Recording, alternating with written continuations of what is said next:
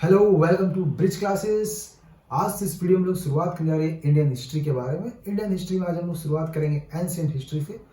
तो बहुत ऐसे लोग हैं जिसको कि हिस्ट्री पसंद नहीं है, मतलब बहुत कोई को, पर कुछ ऐसे लोग हैं जिसको हिस्ट्री पसंद भी है। मैं भी एक उनमें से एक था जिसमें कि हिस्ट्री मुझे पसंद नहीं थी, बट अब मुझे हिस्ट्री अच्छी लगती है। जब मैंने हिस्ट्री पढ़ना शुरुआत किया तो स्टार्टिंग में बोरिंग थी, धीरे धीरे हिस्ट्री में घुसते गया, हिस्ट्री में फिर धीरे धीरे मुझे इंटरेस्ट आने लगा। तो ऐसा नहीं है, आप हिस्ट्री अगर पढ़िएगा तो स्टार्टिंग में आपको बोरिंग लगेगी, धीरे धीरे आपको मजा आने लगेगी, समझ आने लगी अच्छे से हिस्ट्री और इंटरेस्ट आने लगेगी। जैसे कि गाड़ी की गियर जो होती है, सिंगल गियर में अगर फर्स्ट गियर लगाते हैं आप, तो फर्स्ट गियर में गाड़ी की जो स्पीड है धीरे चलती है, दूसरे गियर में स्पीड बढ़ जाती है। इसी तरह का हिस्ट्री भी है। पहला गियर में आपको धीरे धीरे समझ में आएगा, जब चौथी गियर तक आप चले जाइएगा तो मतलब पढ़ाई में आपको मजा आने लगेगा, इंटरेस्ट आने लगेगा। तो अगर आप हिस्ट्री पढ़ना चाहते हैं, एंशिएंट हिस्ट्री, तो आप इस बुक को पढ़ सकते हैं। ये आपकी एंशिएंट हिस्ट्री है, आर.एस. शर्मा की। ये बेस्ट बुक है आपकी एंशिएंट हिस्ट्री के लिए। तो आप इसे पढ़ना चालू करिए। अगर आप चाह रहे हैं कि एंशिएंट हिस्ट्री पढ़े तो आप इस बुक को पढ़ सकते हैं। तो आज हम लोग एंशिएंट हिस्ट्री शुरुआत करने जा रहे हैं। और एंशिएंट हिस्ट्री में हम लोग का चैप्टर क्या है आज हमारा? हड़प्पन कल्चर। ठीक, तो हड़प्पन कल्चर है। तो पहले बात करते हैं हम लोग इसमें कि इसका इंट्रो बात करते हैं। इंट्रोडक्शन क्या है भाई हड़प्पन कल्चर का? तो शुरुआत करते हैं आपका चैप्टर हड़प्पन कल्चर। तो हेडिंग यहाँ पर क्या है? हड़प्पन कल्चर। हड़प्पन कल्चर के जस्ट नीचे आप देख रहे क्या लिखा हुआ है यहाँ पर? ब्रोंज एज अर्बनाइजेशन इन इंडस वैली। इसका मतलब समझिए क्या? ब्रोंज एज अर्बनाइजेशन इन इंडस वैली। इस हड़प्पन कल्चर को ऐसा क्यों बोला गया है? तो देखो, पहले बात करते हैं हड़प्पन कल्चर की। तो हड़प्पन कल्चर जो था बहुत पुराना कल्चर था। ये अभी का टाइम का नहीं था, ये बिफोर क्रिश्चियन एरा, BCE, उस टाइम का ये आपका हड़प्पन कल्चर है। और हड़प्पन कल्चर को बहुत बाद में इसको डिस्कवर किया गया, इसको खोज किया गया था। तो अगर हम बात करें तो उसको ब्रोंज अर्बनाइजेशन एज इसको क्यों बोला गया था? क्योंकि वो ऐसा एक एज था जो कि पहली बार ब्रोंज का उन लोग यूज किया था। और उन लोग बहुत ज़्यादा सिविलाइज था, डेवलप्ड हो गया था, अपना एक अर्बनाइजेशन, अर्बन कल्चर था उन लोग का। हड़प्पन कल्चर को जब ये खोज किया गया, तब जो आर्कियोलॉजिस्ट है हमारे, उनको ये पता चला कि लोग उस टाइम पे ब्रॉन्ज के यूज करते थे। और ये बहुत साल पहले का बात है, BCE, बिफोर क्रिश्चियन एरा के समय का बात कर रहे हैं हम लोग। और ये कहाँ पर, इस मतलब ये लोकेशन कौन सा इस जगह पे था? तो इंडस वैली। आप इंडस वैली जो देख रहे हैं, इंडस रिवर जहाँ बहती है पाकिस्तान की तरफ से, जो बहती हुई जाती है इंडस वैली, उसी साइड पे आपका हड़प्पन कल्चर का फाउंड हुआ था, आपका खोज हुआ था इंडस वैली के साइड पे। तो इसी के लिए इसको बोला जाता है ब्रोंज एज अर्बनाइजेशन इन इंडस वैली। तो अब हम लोग इंट्रो स्टार्ट करते, ज़्यादा वेट नहीं करते। इंट्रो देखो क्या है पहला। तो ये कौन सा जगह फाउंड हुआ था पहला? तो ये फाउंड हुआ था आपका पंजाब और पाकिस्तान। अभी प्रेजेंट जो पंजाब और पाकिस्तान बॉर्डर के बीच का जो इलाका दिख रहा है, अभी तो अब इंडिया और पाकिस्तान डिवाइड हो गया, पार्टीशन हो गया। तो उस समय जो पंजाब और पाकिस्तान जो था, वो कुछ उसी इलाका में इंडस वैली जो गुजरती थी। और वहीं पर क्या है आपका हड़प्पन कल्चर, आपका वही सी जगह पे आपका हड़प्पन कल्चर फाउंड हुआ था। तो ये क्या था? अर्बन कल्चर था ब्रॉन्ज एज का हड़प्पा में। ठीक, ब्रॉन्ज एज का समय था, उसमें ब्रॉन्ज पाया गया था, इसलिए उसको ब्रॉन्ज एज बोला जाता है। और वो क्या था? अर्बन कल्चर था। अर्बन कल्चर था क्योंकि वो बहुत ज़्यादा डेवलप्ड हो चुका था उस टाइम पे, जब मतलब BC, बिफोर क्रिश्चियन एरा के समय में। तो दूसरा देखते हैं हम लोग कि कनिंघम कौन था। तो कनिंघम कोई नहीं था, कनिंघम एक ब्रिटिश इंजीनियर था। और ये बहुत अच्छा एक एग्जावेटेड भी था और एक्सप्लोरर भी था। और साथ साथ जो यही है कनिंघम, ब्रिटिश इंजीनियर, जो कि सबसे पहले एक हड़प्पन सिल का ये खोज किया था। हड़प्पन सिल, हड़प्पन सिल क्या होता है? हड़प्पन सिल कुछ इस तरह का आपका स्क्वायर शेप में ऐसे उन लोग का सील होता था। शायद उन लोग का कुछ मतलब ट्रांसपोर्टेशन ऑफ गुड्स के लिए, कुछ भी सामान को अगर आपको एक्सचेंज करना पड़ा तो वो सील से लोग एक्सचेंज करते, जैसे कि लोग यूज करते थे, ऐसे हम लोग अभी मनी का यूज करते हैं, उसमें लोग सील का यूज करता था किसी भी गुड्स को एक्सचेंज करने के लिए आपस में। तो इस तरह का कुछ वो सील पाया था पहली बार कनिंघम नाम का जो ब्रिटिशर था वो। और ये जो है उस सील में क्या नोटिस किया? उस सील में नोटिस किया कि एक बुल की पिक्चर बनी हुई है। ठीक, बुल, ठीक, सांड की पिक्चर बनी हुई है, बुल। और साथ साथ उसमें 6 लेटर का कुछ लिखा हुआ है वर्ड। और वो वर्ड वो समझ नहीं पा रहा क्या है, पर वो 6 लेटर का लिखा हुआ था। शायद उस जमाने का हड़प्पन कल्चर में कुछ अपना अल्फ़ाबेट वो लोग यूज करते थे एक्सप्रेस करने के, तो उस शायद उसको वो नोटिस नहीं कर पाया। और वो जो कनिंघम था उसको ज़्यादा एक्सप्लोर नहीं कर पाया उस जगह को, क्योंकि उसको आने वाला उसको समय में पता नहीं था कि जो हड़प्पन कल्चर जो होने वाला बहुत बड़ा यार कल्चर है ये। तो उसको बस एक फील मिला था पहली बार कनिंघम को। ठीक, तो ये 6 लीटर का था ये। याद रखिएगा 6 लीटर का ये सील में था और साथ साथ एक बुल की पिक्चर बनी हुई थी, ठीक, एक बुल की इसमें पिक्चर आपकी बनी हुई थी ये सील में। तो ये हो गया दूसरा पॉइंट। एग्जामिनेटेड और एक्सप्लोरर का मतलब हम बताते हैं। एक्सप्लोरर का मतलब जानते हैं कि खोजबीन करना, किसी भी चीज़ को छानबीन करना। एग्जामिनेटेड का मतलब किसी चीज़ को आप खोज रहे हैं तो उसको पहले तो खुदाई करना पड़ता है, तो उसको खुदाई करने को हम लोग बोलते हैं एग्जामिनेटेड, ठीक। तो ये कनिंघम हो गया।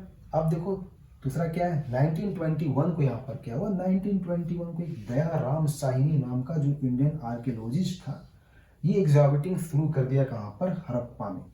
ये एग्जामिनेटिंग शुरू कर दिया, ये भी खुदाई करना चालू कर दिया, खोजबीन करना चालू कर दिया कहाँ पर, हड़प्पा में। आपका कौन, 1921 को दयाराम साहिनी। क्योंकि उस समय कनिंघम पहली बार हड़प्पन सिल जब पाया, तो आप जब अलग अलग इंडियन आर्कियोलॉजिस्ट हम लोग को भी पता चला, तो लगा कि हाँ भाई वहाँ पर कुछ चीज़ मिल सकता है। तो इसीलिए पहली बार 1921 को दयाराम साहिनी जो इंडियन आर्कियोलॉजिस्ट है वहाँ पर खोजबीन करना पहुँच गया हड़प्पन कल्चर में। क्या पता उससे वहाँ पर खोज में कुछ बड़ा चीज़ मिल जाए, ये सोच के वहाँ पर 1921 को पहुँच गया। और उसी टाइम पे same time, at the same time, जो आर.डी. बनर्जी यहाँ पर जो है, एक आर.डी. बनर्जी नाम का ये भी कोई आर्कियोलॉजिस्ट ही था, ये जो है एग्जामिनेट कहाँ पर चालू किया, ये मोहनजोदारो सिंध में है आपका।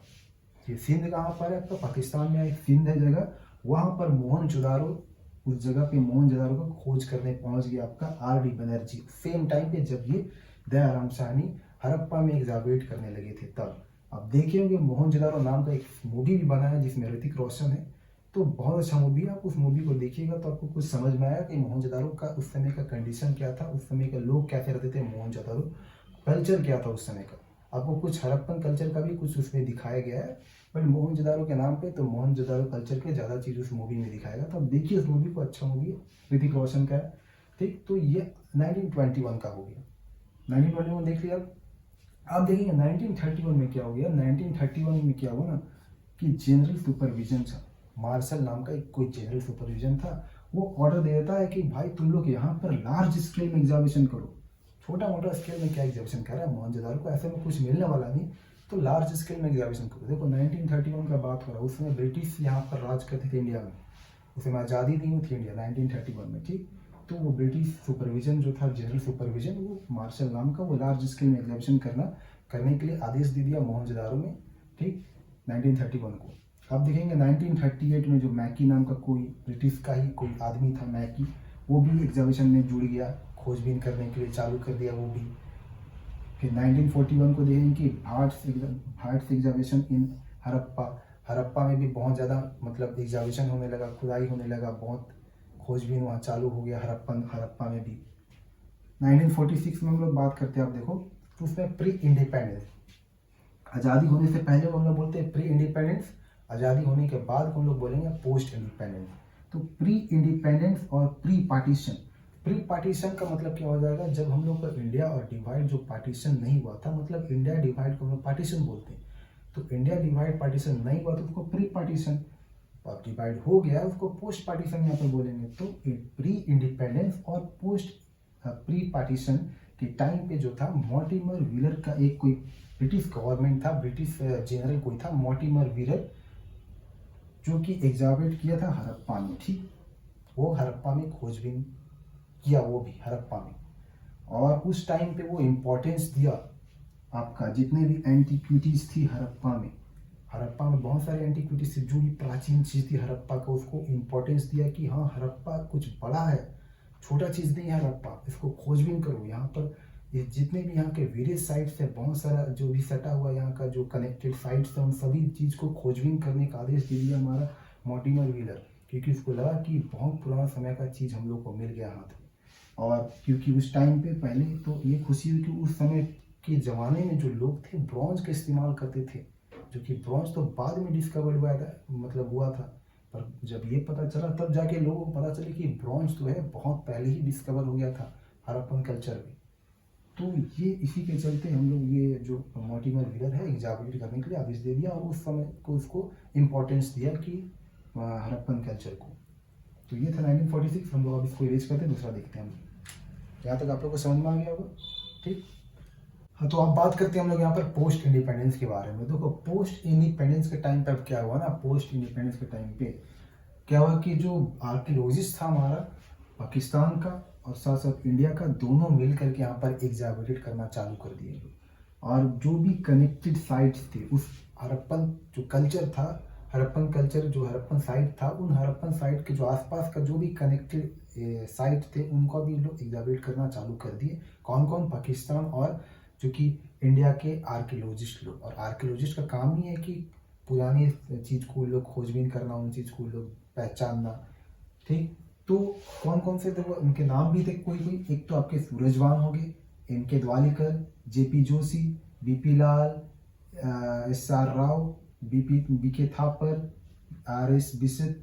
और ये सभी जो है ना, ये सभी जो आर्कियोलॉजिस्ट थे, ये लोग गुजरात में रहकर वर्क किए, हरियाणा और राजस्थान में रह के ये लोग, क्योंकि इसी इलाका में कुछ वो हड़प्पन कल्चर जो भी पाया गया था, हड़प्पन सिविलाइजेशन, वो यहाँ पर इसी इलाका में कुछ इनका साइट्स कनेक्टेड था, जिसके चलते लोग गुजरात, हरियाणा, राजस्थान में रह करके लोग खोजबीन करना चालू किए। ठीक, तो ये सभी आपके आर्कियोलॉजिस्ट थे जो कि इंडिया के भी थे कुछ और पाकिस्तान के भी थे। और कोट डीजी अब ये एक क्या है कि ये भी इंडस सिविलाइजेशन की एक साइट है। जैसे हड़प्पन कल्चर एक अपना साइट पाया गया था इंडस सिविलाइजेशन में, उसी तरह कोट डीजी एक अपना एक साइट था, जो कि ये कहाँ पर था? ये आपका Kot Diji central Indus Valley, जो कि कहाँ पर है? तो पाकिस्तान में। ठीक, और इसका कौन एग्जामिनेट किया था, इसको कौन खोज किया था? FA Khan. Kot Diji central Indus Valley में है, जो कि पाकिस्तान में है। और ये भी एक इंडस सिविलाइजेशन का एक हिस्सा है साइट का। बहुत सारा साइट खोज किया जा रहा था, जैसे कि हड़प्पन साइट मिला था उसी तरह का, मोहनजोदारो भी मिला था उसी तरह की, ये कोट डीजी भी था जो कि सेंट्रल इंडस वैली में पाकिस्तान में। कौन खोज किया था? FA खान। दूसरा क्या हो जाएगा आपका? Hakra and pre Hakra culture. Hakra and pre Hakra culture क्या है ना, ये भी एक क्या है कि हड़प्पन जो है ना, हड़प्पन फेस में जो कल्चर होते हैं, तो उन्हीं कल्चर में से एक हाकरा एंड प्री हाकरा कल्चर है। तो हाकरा इसके लिए कुछ नहीं, हाकरा एक रिवर का नाम है जिसको कि पाकिस्तान में उसको हाकरा बोला जाता है और इंडिया में उसको घाघर बोला जाता है। ठीक, तो हाकरा घाघर रिवर उसको बोलते हैं हम लोग। तो हाकरा एंड प्री हाकरा कल्चर जो है आपका, जो कि एक हड़प्पन फेज का ही एक ऐसा ही इसको कल्चर माना जाता है, इसको उस टाइम पे इसको अटेंशन कौन दिया था? अच्छा अटेंशन, ग्रेट अटेंशन दिया था एमआर मुगल। एमआर मुगल था, ये भी एक आर्कियोलॉजिस्ट ही था। वो हाकरा एंड प्री हाकरा कल्चर को कुछ अच्छा अटेंशन दिया कि हाँ ये कल्चर उस समय के टाइम पे ये कल्चर होता था, मतलब प्री हड़प्पन फेज के टाइम पे ये कल्चर का ऐसे कल्चर उस टाइम पे होते थे, इस तरह का वो एमआर मुगल के द्वारा बोला गया था। दूसरा देखेंगे हम लोग गंधारा ग्रेव्स। तो ये गंधारा ग्रेव्स क्या है ना, गंधारा ग्रेव्स जो है, ये गंधारा ग्रेव्स एक ये भी सिविलाइजेशन है। ठीक, ये जो कि ये सिविलाइजेशन कहाँ पर आपका हुआ था? ये आपका north west frontier of Pakistan में ही है। नॉर्थ वेस्ट फ्रंटियर साइड में आपको मिल जाएगा गंधारा ग्रेव्स। जैसे कि आपका मोहनजोदारो आपका साइट है, हड़प्पन साइट है, उसी तरह का गंधारा ग्रेव्स भी एक साइट ही है, एक सिविलाइजेशन है यहाँ पर। तो ये इसका खुद एक गंधारा ग्रेव सिविलाइजेशन का एक चैप्टर भी है यहाँ पर। ठीक, आपका पर यहाँ नहीं पढ़ाया जाएगा, वो पाकिस्तान में उसको पढ़ा जाता है, इस जगह पे नहीं आपको पढ़ाया जाएगा। गंधारा ग्रेव्स के बारे में उतना इंपॉर्टेंस नहीं दिया गया, कुछ यहाँ पर बताया गया गंधारा ग्रेव्स के बारे में, क्योंकि ये इंडिया में नहीं ज़्यादा लोकेटेड है, इसी के चलते आपका इंडियन हिस्ट्री, एंशिएंट हिस्ट्री में गंधारा ग्रेव्स के बारे में नहीं बताया गया है उतना ज़्यादा। बस गंधारा ग्रेव्स कहाँ पर लोकेटेड है, कुछ उसके बारे में जानकारी इसमें बताई गई है। तो देखो ये north west frontier of Pakistan में, जिसको कि एग्जामिट कौन किया था, कौन खोज किया था इसको? AW डैनी एग्जामिटेड किया था इस जगह को, गंधारा ग्रेव्स को। तो अब देखो क्या हो कि इंडिया और जो इंडिया हो गया और पाकिस्तान के जो आर्कियोलॉजिस्ट है, दोनों मिलकर के ये जो हड़प्पन के अलग अलग साइट्स को लोग खोजबीन कर रहे थे। साथ साथ यहाँ पर ये भी देखने को मिला हम लोग को कि यहाँ पर जो अमेरिकन हो गए, इटालियन हो गया, ब्रिटिश हो गया, फ्रेंच और आर्कियोलॉजिस्ट हो गए, ये लोग भी मिल करके वर्क कर रहे थे बहुत सारे सेवरल साइट्स में। साथ साथ यहाँ तक कि हड़प्पा में भी इंक्लूड थे लोग। ठीक, हड़प्पा में भी लोग मिल करके ये लोग खोजबीन कर रहे थे, एग्जामिनेट कर रहे थे।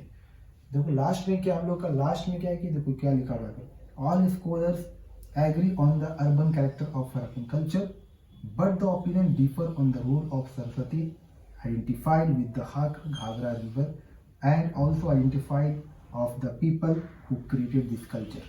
देखो लास्ट में यहाँ पर क्या बोला गया है कि जितने भी स्कॉलर्स थे हमारे, उन सभी का अलग अलग अपना ओपिनियन था। ठीक, अब देखो क्या हुआ कि हड़प्पन जब खोज, स्कॉलर्स का मतलब पहले यहाँ पर देख लो क्या हुआ, जो विद्वान जो किसी के बारे में राय देना, उनको स्कॉलर्स बोलते हैं। किसी चीज़ के बारे में वो राय देते हैं, उनको स्कॉलर्स बोला था, विद्वान को बोलते हैं लोग स्कॉलर्स। तो उन लोग क्या था कि लोग अर्बन जो अर्बन कैरेक्टर था हड़प्पन कल्चर को, उसको एग्री कर लिए थे कि उस टाइम का अर्बन कैरेक्टर उसको माना गया, अर्बन कैरेक्टर था उस समय हड़प्पन में, इसको लोग एग्री कर लिए। पर इन लोग का जो एक था ओपिनियन जो था, उन लोग का कुछ डिफरेंट था, अलग अलग ओपिनियंस था कुछ अलग अलग स्कॉलर्स के। जैसे कि एक सरस्वती जो है, जिसमें कि सरस्वती का एक रोल था हड़प्पन कल्चर में, जिसमें कि हाकर घाघरा रिवर भी इसमें इंक्लूड है सरस्वती के साथ। तो उसमें जो हमारे स्कॉलर्स थे उन सभी का अलग अलग डिफर यहाँ पे डिफरेंट रोल यहाँ पर उन लोग ओपिनियंस अपना अपना बताए हैं in role of Saraswati with Hakra Ghaggar river. ठीक, तो हाकरा घाघर रिवर अगर हम बता दें तो हाकरा घाघर रिवर जो है ये आपका शुरुआत होता है आपका हिमाचल प्रदेश से, आपका शुरुआत होकर के पंजाब से एंटर करते हुए हरियाणा, फिर राजस्थान, फिर आपके चले जाते हैं पाकिस्तान में। ठीक, पाकिस्तान में उधर थार डेजर्ट होती है आपके, जाके थार डेजर्ट में लास्ट इन थार डेजर्ट में ये रिवर लास्ट इन कहाँ पर होते हैं, थार डेजर्ट में।